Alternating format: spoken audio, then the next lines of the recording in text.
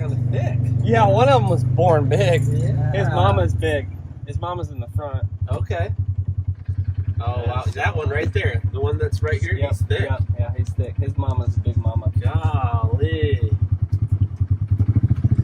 Oh, these girls look good. The big guy. Yeah, oh yeah, they're about to. They're getting pretty floppy.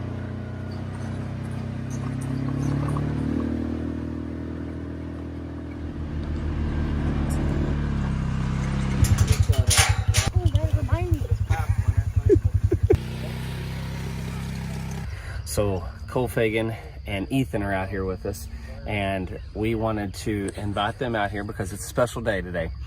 We want them to be a part of something that we love doing, and like there's been a lot of preparation and work that goes into this. I told you guys to go back and watch the video from October. Well, if you went back and you reviewed what happened in October that was different than what we normally do, what you see is a burn.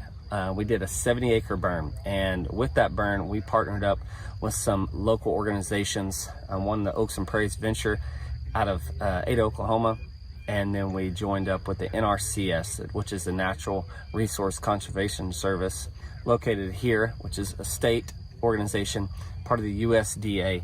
And I wanted to bring those guys back because they helped develop the burn plan, and they actually prescribed the burn and organized it all for us back in October of 2022.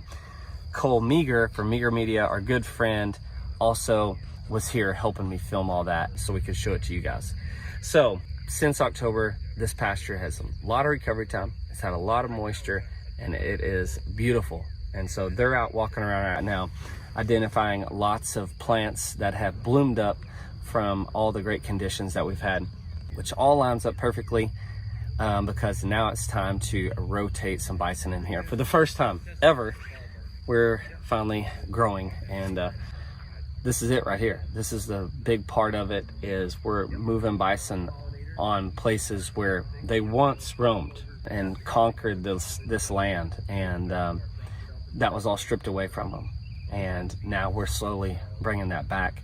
And so this is a big deal to us. It's exciting, and so that's why we brought some of our good friends, part of these organizations that help build this portion of land from their expertise and their experience and knowledge of this burn unit. And now we're going to turn it into some bison ground. Hope you guys are ready for it.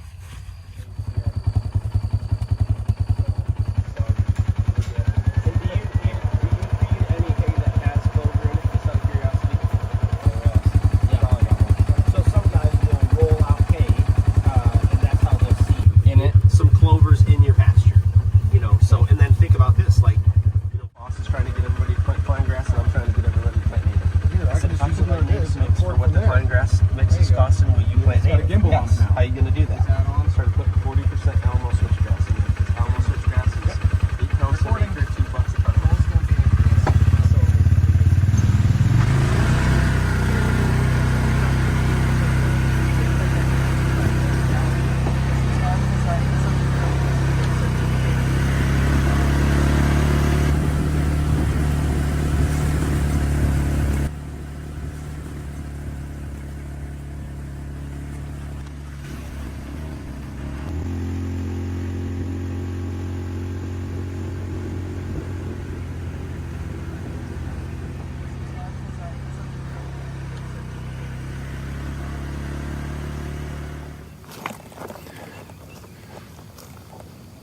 Fixing to pop.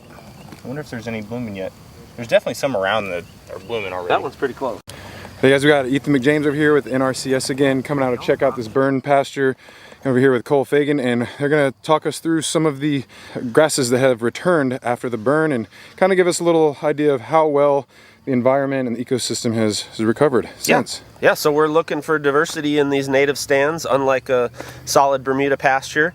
And when we're looking for diversity, we tend to lump them into 3 big categories: grasses, broadleafs, and legumes. And so like the Chickasaw Nation celebrates their 3 sisters, they call it, and it's maize, which is corn or a grass, beans, which is the legume, and then the broadleaf is squash. So that's their 3 sisters in their traditional Native American culture.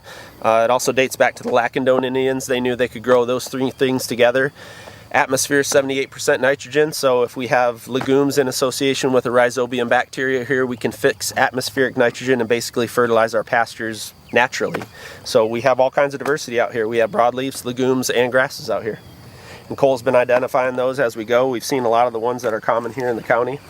Yep, we've got just a ton of flowering plants out here and of every genus and family, and so that is crazy beneficial to the pollinators. And there's so many different types of insects, and that's going to bring in so many things that eat the insects, birds, animals that like to eat them. The diversity out here is really just exploding. And so right now we've got a ton of forbs blooming, and that's pretty typical of, you know, this springtime. And then as the summer goes on, the grasses will definitely come up and start to take over a little bit more. But I just can't believe the amount of diversity out here. It is amazing.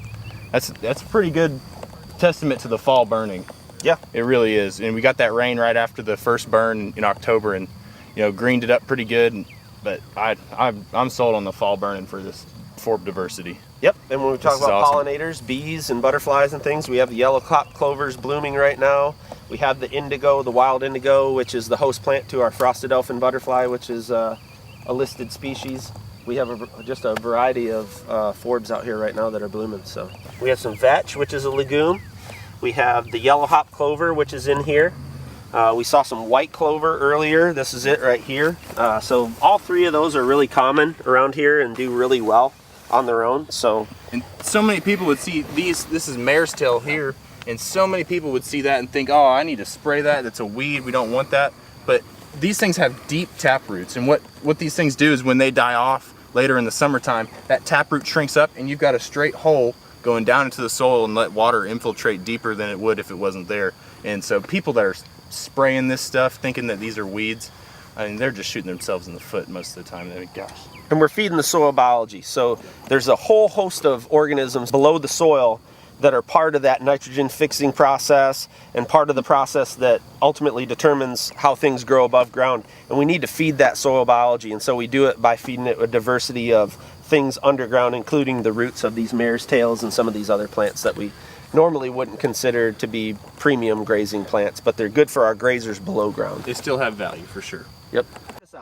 So it's called cat claw sensitive briar. Touch it, watch. It'll see how it's closing its leaves when I touch it. This is going to be purple prairie clover, I think, right? So watch. Wild. If I touch it just right, it'll close its leaves. It's called cat claw sensitive briar.